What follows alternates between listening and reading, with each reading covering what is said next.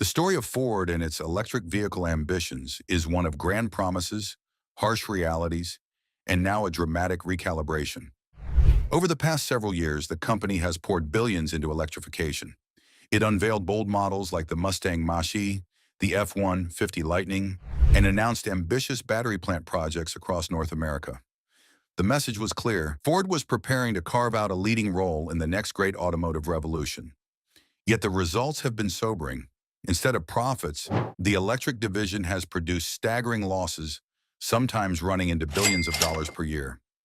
What has unfolded is not a complete abandonment of EVs, as some have claimed, but a more nuanced story of struggle, course correction, and a renewed attempt to reimagine the strategy for the future.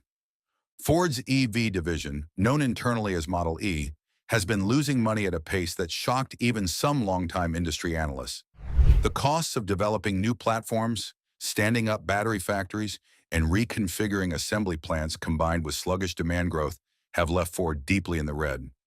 In some quarters, the per-vehicle loss calculations reach six figures, a result of early production bottlenecks, high battery costs, and the absence of scale.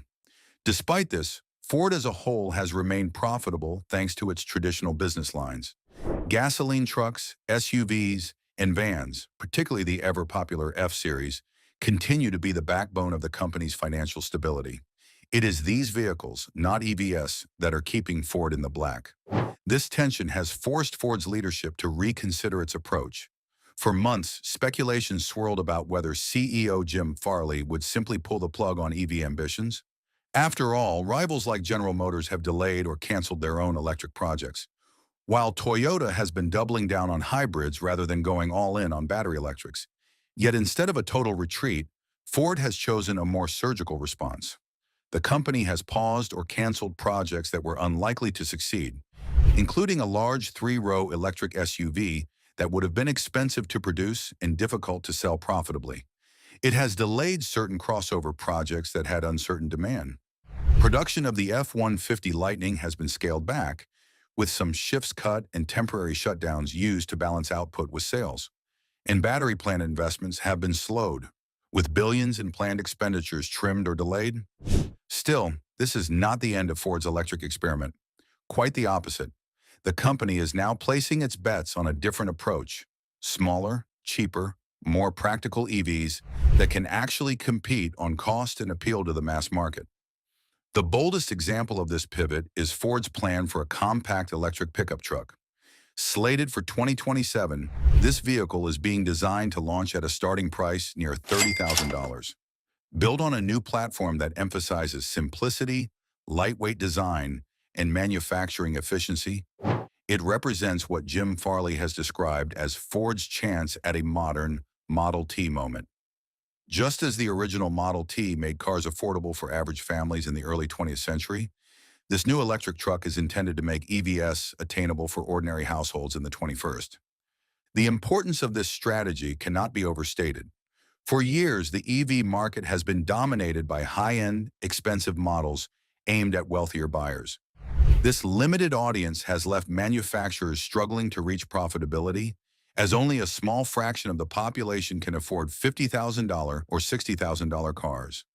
Tax credits have helped soften the blow for some models, but shifting rules around battery sourcing and government eligibility mean not all vehicles qualify. Ford's Mustang Mach-E, for instance, was disqualified from the main federal tax credit due to battery sourcing changes, leaving it at a disadvantage compared to competitors like Tesla's Model Y. That alone made the Mach-E far less attractive for many buyers, especially when Tesla could advertise an effective price well below Ford's offering. Ford's leadership now understands that the only sustainable way forward is to engineer electric vehicles that can be built cheaply enough to sell profitably at mass market prices without relying heavily on subsidies. That requires more than just new designs. It demands fundamental changes in the way cars are manufactured. Ford's engineers are experimenting with advanced techniques such as consolidating components, using lightweight materials, and simplifying the overall architecture of vehicles. The aim is to mimic some of Tesla's innovations in so-called gigacasting and production streamlining, which allow entire sections of a car to be built as single pieces rather than dozens of smaller parts. This not only reduces costs, but also cuts assembly time dramatically. The new platform Ford is developing has the flexibility to underpin multiple vehicle types. In addition to the compact pickup, it may support a smaller SUV, a ride-hailing focused model, and potentially other low-cost variants. Early indications suggest that Ford could even target a price point closer to $25,000 for certain versions, a figure that would bring EVs within reach for many more households. Battery technology is a key part of this strategy. Instead of sticking solely with expensive nickel-based chemistries, Ford is increasingly looking at lithium iron phosphate batteries, which are cheaper and longer-lasting, though somewhat less energy-dense. Combined with efficient design, this could still allow ranges of 250 to 300 miles, which is adequate for most daily needs. While Ford retools its EV ambitions, its gas-powered lineup continues to thrive. Sales of traditional vehicles remain strong, with SUVs, pickups, and commercial vans driving billions in profits. In fact, the company has even announced expansions in gas vehicle production, adding jobs at plants that build the Bronco and Ranger, while phasing out slower-selling models like the Escape and Lincoln Corsair to free up resources. The reality is that Ford cannot abandon gasoline vehicles anytime soon. They remain the bread and butter of its global business. But rather than viewing this as a contradiction, Ford appears to be adopting a two-track strategy. Keep the gas lineup strong in the near term, while methodically working on EVs that will make sense in the long term. Critics argue that EVs are plagued with issues ranging from high prices to charging headaches and cold weather battery problems. Some owners have indeed faced challenges, especially in regions with underdeveloped charging infrastructure or in extreme climates where batteries lose efficiency. Repair costs for EV batteries can also be daunting, sometimes running into the tens of thousands. These obstacles have slowed adoption rates, particularly among mainstream buyers who are cautious about paying more for unproven technology. But Ford's leadership sees these issues as surmountable. They believe that once affordable EVs are widely available, paired with continued expansion of fast-charging networks, demand will stabilize and eventually grow. It is worth noting that Ford's strategy is not limited to pure battery electrics.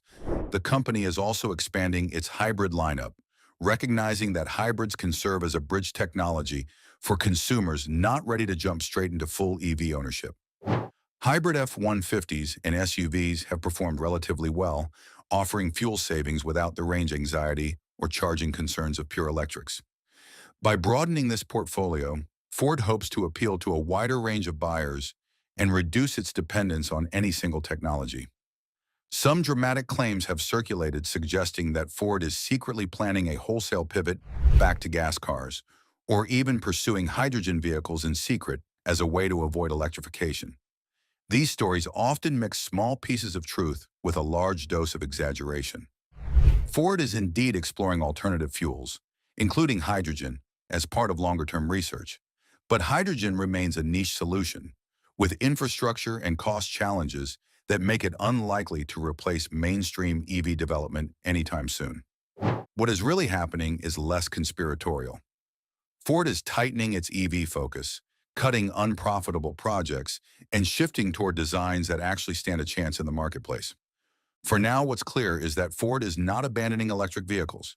It is not closing plants wholesale, nor is it throwing in the towel on the future. Instead, it is trimming the fat, reorganizing priorities, and preparing for a second act that might be smarter, leaner, and ultimately more successful. The company has learned the hard way that hype alone does not sell EVs, nor does chasing trends without a clear path to profitability. What customers want are vehicles that combine value, practicality, and reliability. If Ford can deliver that, at prices that ordinary families can afford, it may finally find its place in the electric era. In the end, Ford's journey is less about abandoning EVs and more about growing pains. The early rush to electrify exposed weaknesses in both technology and consumer readiness. Billions were lost, dealers grew restless, and customers hesitated. But rather than giving up, Ford is recalibrating. Gas cars will remain the backbone for years, hybrids will serve as a bridge, and new EVs will target affordability. It is a long and uncertain road, but for a company that once revolutionized the auto industry with the Model T, there remains the possibility that Ford could do it again, with a new kind of vehicle designed for a new era.